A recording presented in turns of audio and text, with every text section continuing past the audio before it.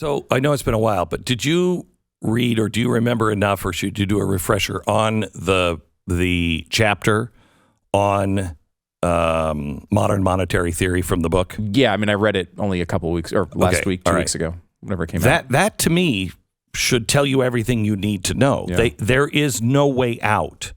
Okay? No, I don't mean for us. No, wait. Not for us, for them. There is no way out for the federal government as they see it. So they will become more and more draconian because they have to. You know, I had a friend ask me this weekend, so Glenn, I mean, is everybody involved in this evil? Because I don't believe that. And I'm like, no, they're not. This is exactly what I went through in 2008. In 2008, I mean, I knew the former head of Goldman Sachs. He was a friend of mine. I lived in a town where it was 95% Wall Street people. Okay. They were all the biggest bankers, the biggest investors. They ran the economy. After, when I was getting ready to leave in 2009, during the crash, I was the only person that did not have my house up for sale. The only house on my street, and it was a long street, that was not for sale was mine. Okay? Because they were all in the financial industry, and they were all lost everything. And beforehand, I kept saying to them, and they mocked me, honestly, they did. And I said to them, I'm probably wrong. I mean, guys, it's either a blessing that I don't have the education that you do, or I'm just stupid and wrong because I don't have the education. And they were like, what are you talking about? I'm like, you know all of the players. You know all of the systems. You know all of the excuses that calm your fear. And your biggest excuse is too much money, Glenn. There's too much money.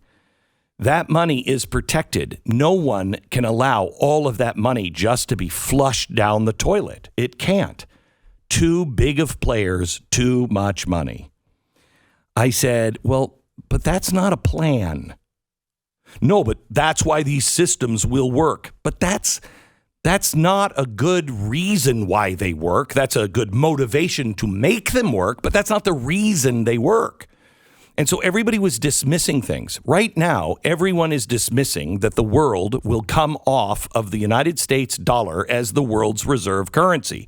Everyone you talk to, I talk to these people still, and they all will tell me the same thing, and I'm saying the same thing back to them. That is a motivation. You know, we're the strongest on the heap, but you are betting that no one will finally say, you know what, they're going to hell in a handbasket. I'm getting out while the getting is good. Anybody else with me? That is what's going to happen. And when that happens, and our Fed is saying it's never going to happen. Our Treasury is saying it's never going to happen. Our government is saying it's never going to happen. It will happen. It will happen. And when it does, they've got to be out and lock everybody into their own digital currency or whatever it is we turn to. Right, because the modern monetary theory, basically the theory being that you can print money until oblivion, basically. Mm-hmm. Eventually, if inflation starts, which, I mean, who's to see that might be coming. If inflation starts, you can control it because you have control of the system. Right? You have to have control. You have to have control of several things. You have to have control of labor. Mm-hmm. So there's your labor union thing. You have to have control of production, and they're doing it through public-private partnerships, ESG. You get these companies to play along through these scores, okay? Who's putting these scores together? The financial markets. Why are the financial markets doing it? Why are the biggest banks in the country doing it? Because they are the Fed. And the Fed is the one holding the bag that has to say, we're going to go to a digital currency right now. Okay? Mm-hmm. They're the ones hanging the bag. So they're using the people with the most to gain and the most to lose. The government is using those people to put this framework in of public-private partnerships to be able to say, you need to make more of this. You need to make less of this. You need to get that out now. And if you don't like it, we have a golden stakeholder share in your company. And you're going to do it because the United States government tells you to do it. And if you won't do it, then you're out and we'll put a new board of directors in. It's fascism. And it strikes me, and I know you mentioned this in the book as well, and you go into more depth on it, but it strikes me that if you have the biggest problem with MMT, aside from all the problems we would have with it, but their problem with MMT is you can't let anyone outside of that little system. Correct. If you have if you have walls around everybody and they can move around inside those walls, this maybe works. But if there's a escape hatch and they can get out through the best way to wall, understand like this, cryptocurrency. Correct. It's over. The best way to understand this is it is a financial Berlin Wall. You cannot let your citizens out because if there's an escape hatch, then the whole thing falls apart. You have to keep them in. Otherwise, it doesn't work. So the idea from the Fed is that they're trying to get the central banks all over the world to accept a new U.S. digital currency, which will replace the U.S. dollar to the average individual's high cost and loss. They're trying to get the world to accept a U.S. digital currency and trade it for the U.S. dollar.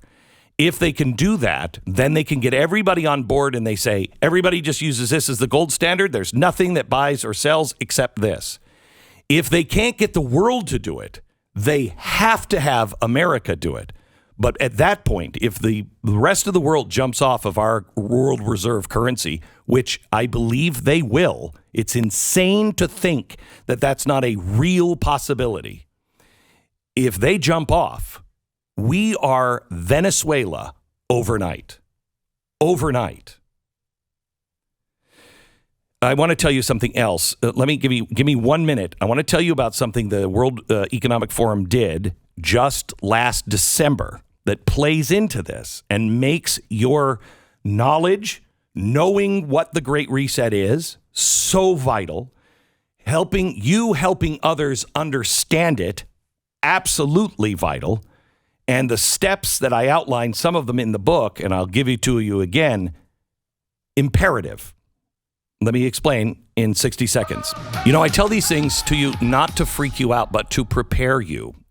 You will be the only ones not freaked out when you start seeing these things because you'll know what they are and you'll be prepared for it. And others will need your calm guiding hand to go, I know what's going on. Don't worry. Here's what we do.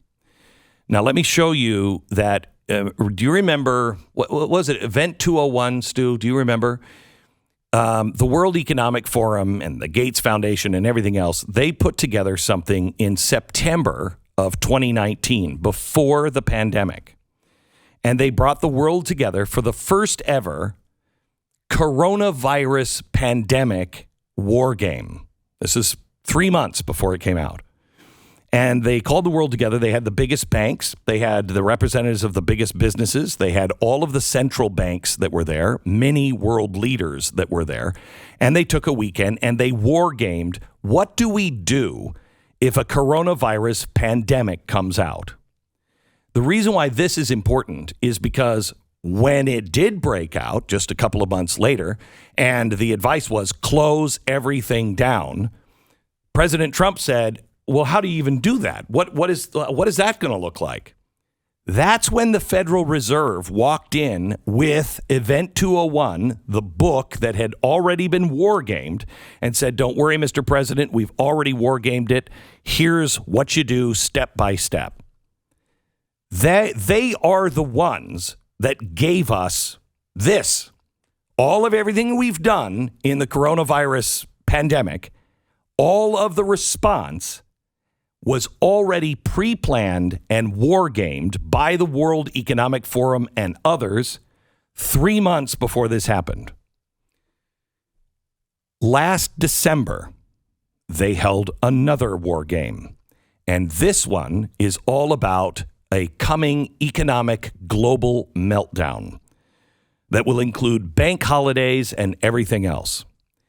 It is vital that you understand this, and tomorrow I will try to give you more information on it. I'm up against the clock here, but it is vital that you understand what they came up with because they are going to shut down any voice that says you got to get away from the big banks, you got to get your money and put it locally, you have to do this, or these things are coming.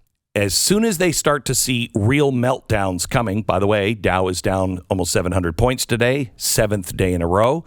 As soon as people start to go, I don't know if I trust the system, the first thing they decided in this war game is they must shut down voices that are telling people what to do outside of what the big banks and the Federal Reserve and the federal government are telling you to do.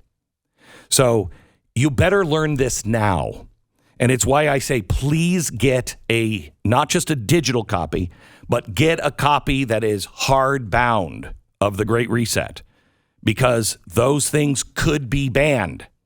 And they'll say, because these, as they said, they are causing disruptions and they are making this global financial meltdown worse. They are bringing it on. There is precedence for this. But this time, it will be very serious. If you thought the crackdown on voices was bad during COVID, it is nothing. It was a trial balloon to see how bad things could get when all of your money is at stake. I'm telling you now, not because of the meltdown, but because of ESG and all of the things that this government and the globalists are doing to control your money. Take your money out of these big banks and get it into a local bank. Don't put it under your bed or anything else. Put it in a local bank, one that will lend local people local money. We've got to keep our small businesses and our towns alive. Put your money in a local bank now.